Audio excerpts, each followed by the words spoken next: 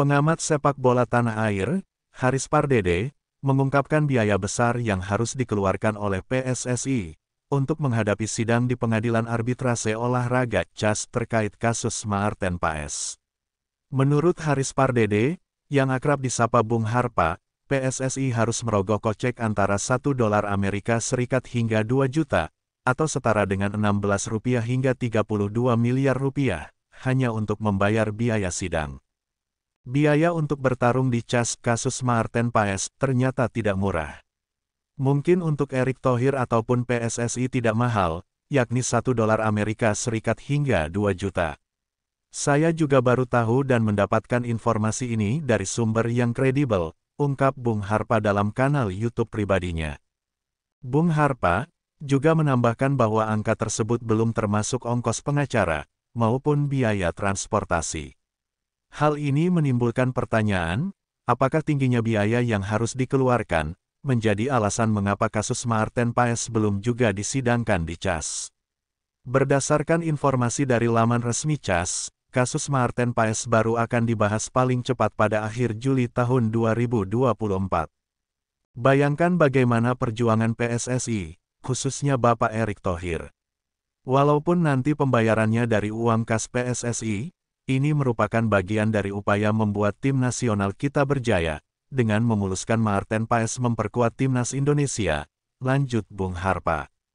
Kehadiran Maarten Paes sangat dinanti oleh timnas Indonesia. Kiper berusia 25 tahun ini, diharapkan dapat memperkuat skuad Garuda pada babak ketiga, kualifikasi Piala Dunia 2026 zona Asia.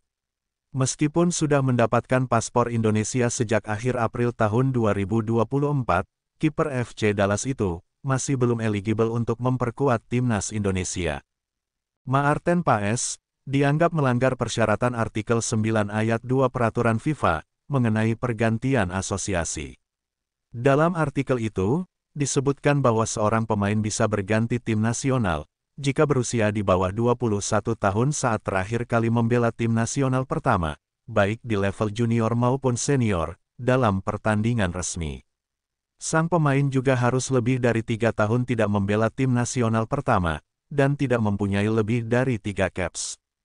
Dalam kasus ini, Maarten Paes membela timnas Belanda U21, dalam kualifikasi Piala Eropa U21, 2021 pada tanggal 15 November tahun 2020 di usia 22 tahun, sehingga melebihi batas usia yang ditentukan. Namun, PSSI melihat adanya celah yang bisa dimanfaatkan untuk memenangkan kasus ini. Celah inilah yang tengah diperjuangkan oleh PSSI, yang berani menaturalisasi Maarten Paes menjadi WNI, meskipun statusnya untuk memperkuat timnas Indonesia masih belum pasti. Upaya ini menunjukkan komitmen PSSI dalam meningkatkan kualitas timnas Indonesia demi meraih prestasi di kancah internasional.